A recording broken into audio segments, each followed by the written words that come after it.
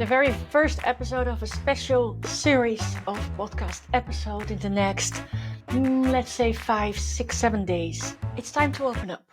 It's time to open up. I've been doing this podcast in English. I had 370 episodes in Dutch already.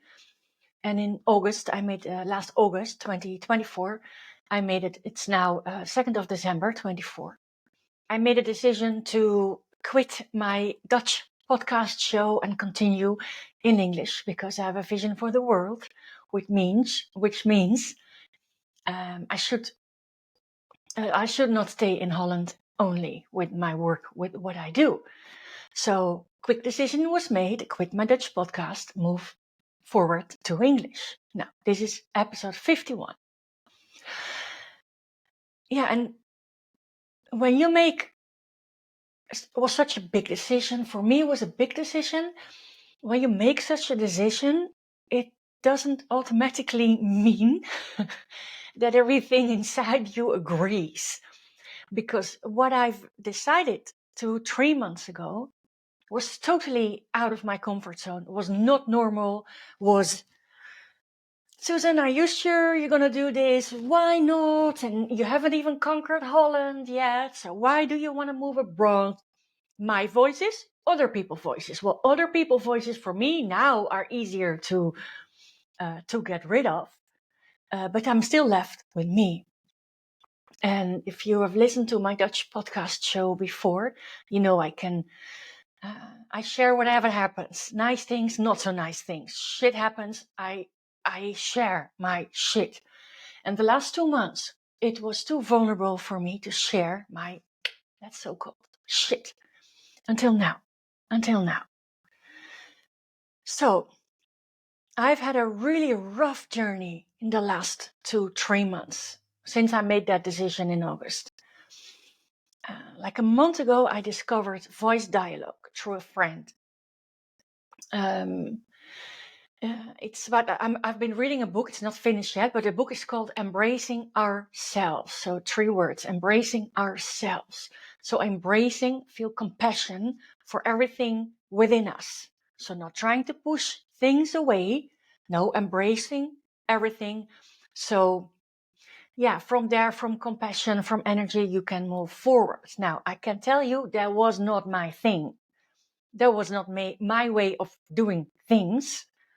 But voice dialogue helped me to continue my journey in a so much nicer way. So nice that as of January, I will be advertising in the East Coast of US with my mini training, and I'm just gonna go. And while I'm saying it, I'm totally confident. I'm totally okay. There is no voices in my head screaming, Susan, what do you think you're doing in here? No, I'll just go. But me saying this, which I feel very empowered saying these words, but I truly, believe me, and I will share the insights. It wasn't like that since that first choice. So what I'm gonna do in these 5 or 6 or 7 podcast episodes, the next 4, 5, 6, I will share you my journey based on voice dialogue. And there is like so many different voices that you can have, nice ones, not so nice ones that serve you, ones who don't. But I share them with you as someone who experienced this on herself. So I'm not a teacher. Let's make it very clear. I'm not a teacher, but I do know if I share my story with you, I am quite sure it will give you some insights as well to empower yourself. Well, what did I do? It was just a friend mentioning this to me, and the way she explained it, I understood immediately. Still, I bought the book. The book is written by Hal Stone, and it's called Embracing Ourselves. So embracing ourselves. So if you want to listen or read it, enjoy. So I haven't even finished the book, but I also didn't even finish the first chapter to be able to start. But I'll give you, from what I've understood till so far, let's be very clear, from what I understood till so far, I explain you first how it works a bit, so a bit of a helicopter view. And then today, I'm gonna talk about one voice. One voice is the inner critic. So later on that, but for now, a short, how it works. At least how I figured out till so far how it works. Now, of course, I'm going to start with the ego. When I've learned a lot about ego from Eckhart Tolle. But this is what I've learned till so far from voice dialogue, from this book, Embracing Ourselves, is every human being has there's two parts. If you listen, what I understand from Eckhart Tolle, you have this authentic you and you have your ego. And your ego is for your ego is very important to identify yourself with stuff, whatever stuff is. Job title, car, house, holiday income, whatever, kids going to university. You can identify yourself with so many things to make you look or feel better, or feel short-term feel. Now, if I compare this to voice dialogue, it also, of course, speaks about ego, but it speaks about that every person is there's two parts. You have your aware part and you have your ego. And the more you combine these two, the more you have an aware ego. Ego is, by the way, the decision maker. In voice dialogue, ego is the part inside you that makes the decision. Now, of course, depends on who is talking inside you. It depends if the decision is, and then I use Eckhart Tolle again, authentic, less authentic, or more authentic. So the more aware you are of your ego and all its parts, the more, you will make long-term decisions, joyful decisions. I can just say the more happy you are as a person, with whether there is 25 million reasons not to be happy, it still makes you feel good. At least that is my experience after 1 month of, on a daily basis, 2 to 4 times a day writing from my different voices. Now, you can create as many voices. There are as many voices. You can name them whatever you want. But if you just look at the ego part, there is five voices that are usually feeding the ego, and they make sure that you don't make an aware decision, but you make a decision fed by parts in you that we became along the way. When we were kids, of course, under 7, we don't have any knowledge how to check someone's opinion or advice or what people are saying us. We just assume, okay, what we hear now is true. So, okay, it's true, and it builds you to who you are now. And there is no right and there is no wrong, but it's good to be more aware. Okay. The 5 parts, I'm gonna, in every following podcast after this, I'm gonna explain exactly those 5 parts. Now you can say, and those 5 parts, they're there to protect you with everything they have. But this protection doesn't always serve you. It's like ego, what I've learned from Eckhart Tolle. Ego, it's there to protect you, to keep you where you are. So you don't do anything weird, you don't do anything new, you don't do anything risky, you just stay where you are. So that's kind of similar. Now there is 5. Number 1, the inner critic. That's number 1. The second one, control freak.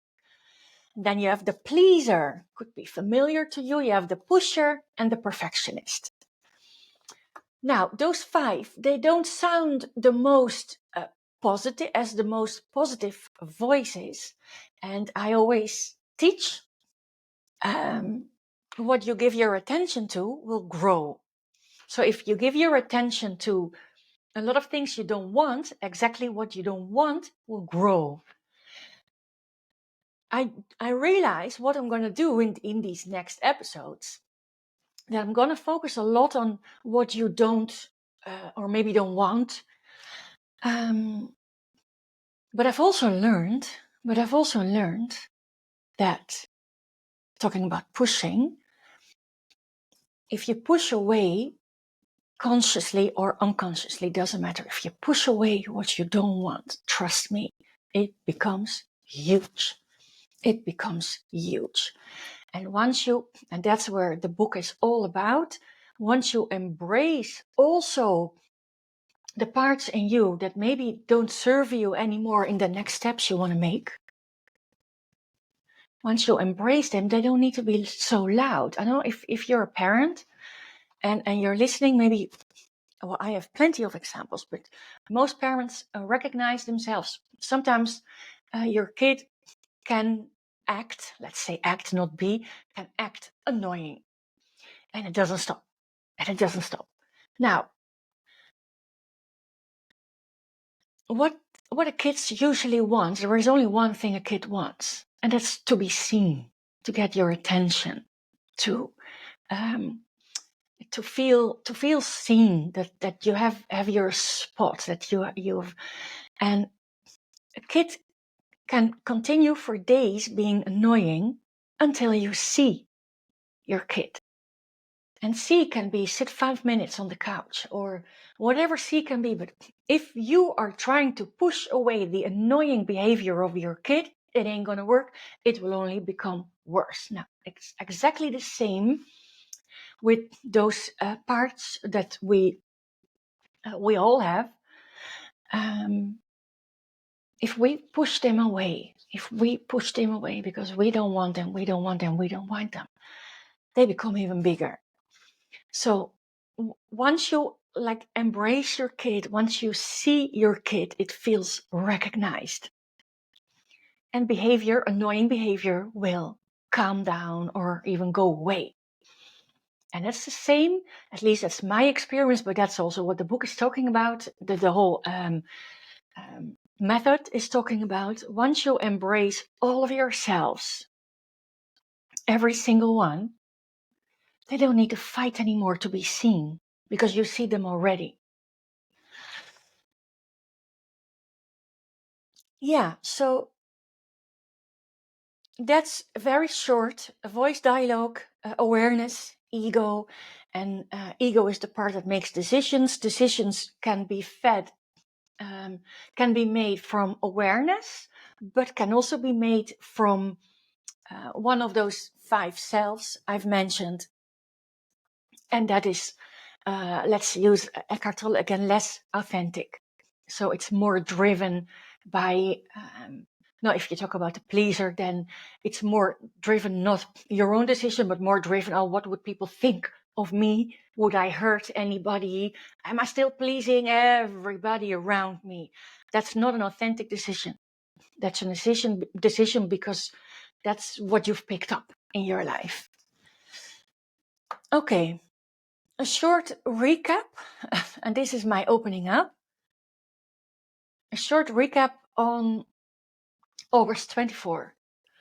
I was on a 3-day business retreat, and I was presenting my $1 million plan, how to get there.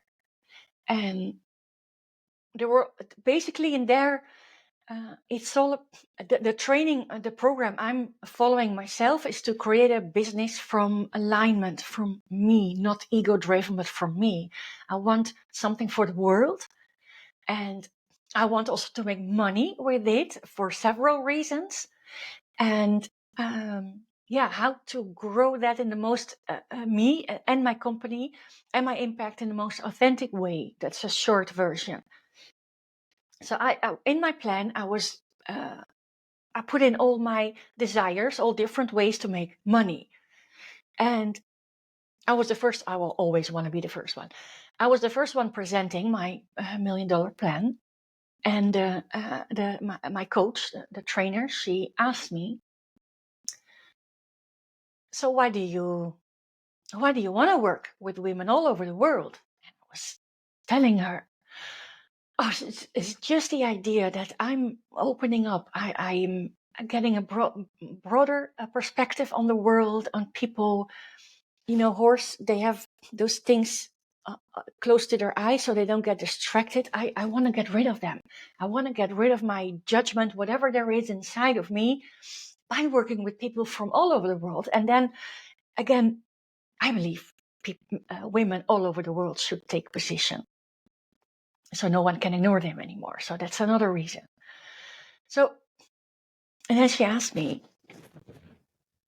"Why did you put it in 2025? Not January, but September?" And I said, I don't know. Then why don't you start now?" I don't know. "Do you know how to start?" "Yeah, sure. I can just try and copy first what I've done here and then tweak like I did in here. I mean, I have something working already right now." And so, conclusion, I had no more excuses to just start. So, the story. This is episode 51. I'm a membership of a worldwide women's network. So I've done all these things, the English website, whatever. So, but while I was doing all these things, I noticed already during that day, some voices kicked in. And my biggest voice is my inner critic. And I knew already why she's there a lot, because, it's better to criticize myself, to turn myself down, so then other people either don't have to do it anymore, or when they do it, it doesn't hurt me so much anymore because I know why they do it and I've done it myself already. So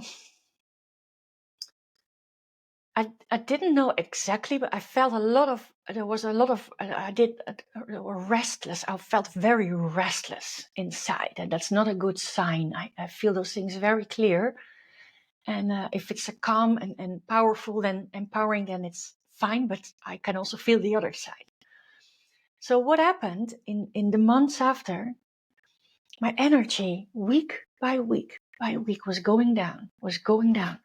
I was talking myself down in every single way. And talking, when I talk about talking, I talk about my thoughts. And I was eating a lot more, and not the healthy food, but the unhealthy shit. And I was aware what was happening to me, but I couldn't change it. Until I kind of hit rock bottom end of October. So that's like 6 weeks ago, 5 to 6 weeks.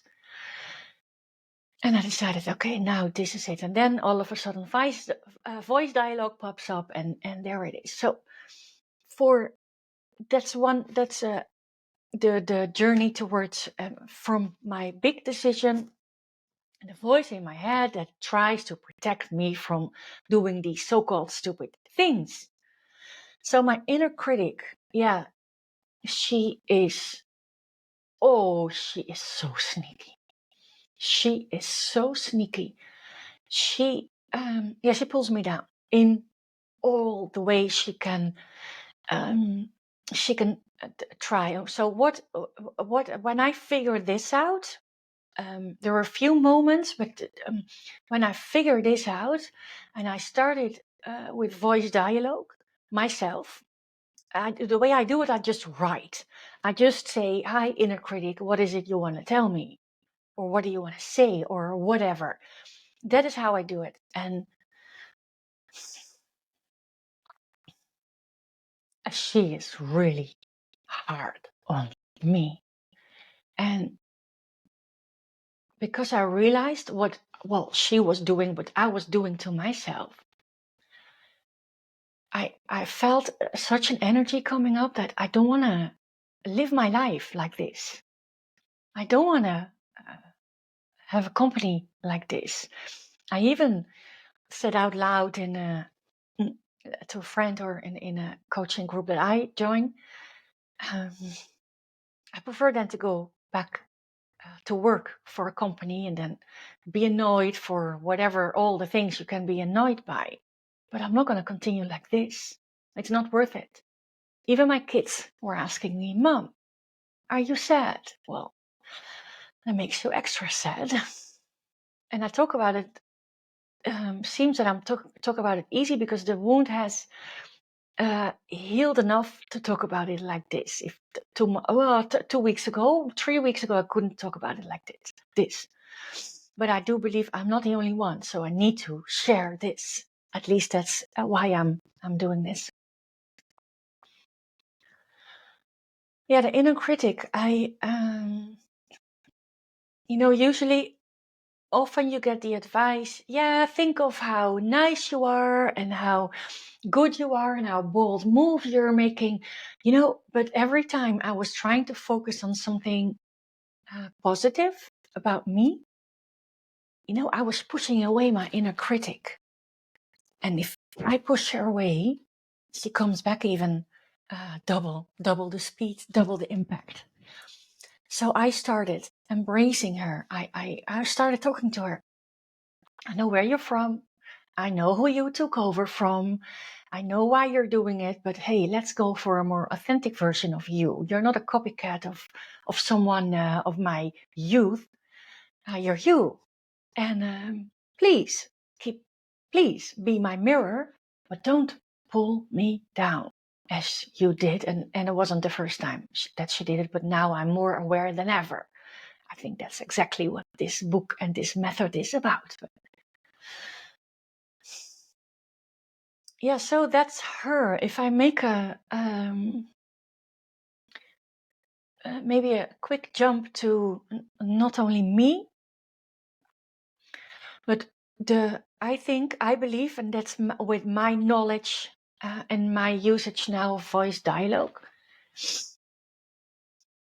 She's part of the ego. She feeds the ego with making decisions, and her gain was to stop me from making that decision. She stopped me.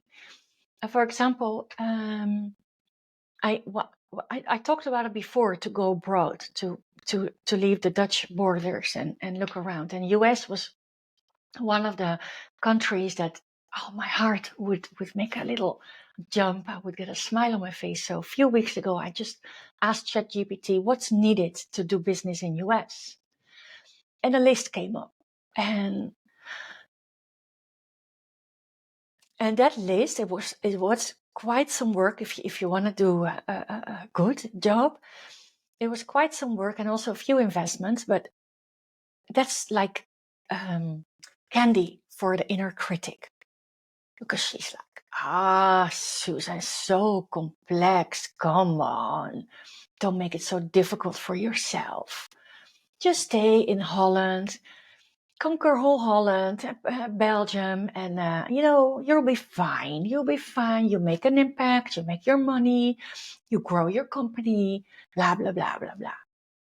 And of course, I've discovered some me serving voices as well. And I'm not here to be logic.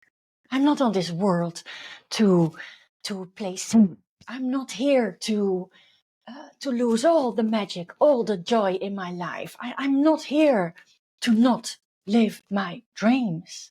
I'm not here for that. So it was very easy to recognize her and choose something else, choose different. And that's exactly what it is. Once you see, and now I'm talking about the inner critic, tomorrow I will be talking about someone else. Well, like it's a person, well, kind of.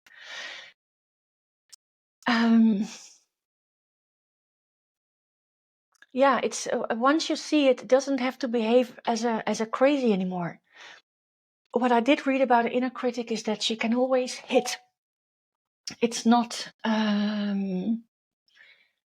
like once you figure out she's there and you look at her every now and then, it's not like she will not show up anymore with all the impact. No, she can be there every corner of the street. So that's good to be aware. It also helps that you don't have to, I thought I've done this already, and yet it's still there. But the inner critic is a very, for me, is a very strong part, a very strong self, a very strong energy to keep me where I am, to don't follow my dreams. And I do want to follow them. So yeah, it's a bit of a longer episode. Tomorrow episode will not be so long because I don't have to do all the explanation. But tomorrow episode will be about the pleaser. And I will talk more about it tomorrow, and hopefully this episode helped you, gave you some insights. If you want to share, please share. Again, I'm not a voice dialogue teacher. I'm not a voice dialogue coach. I'm just a person who experimented with voice dialogue on myself, on my own way of living. And I'm here to share, hopefully to make it easier for you to make the steps that you want to do, or just have a more joyful life, whatever it is for you. Thank you for listening. Thanks.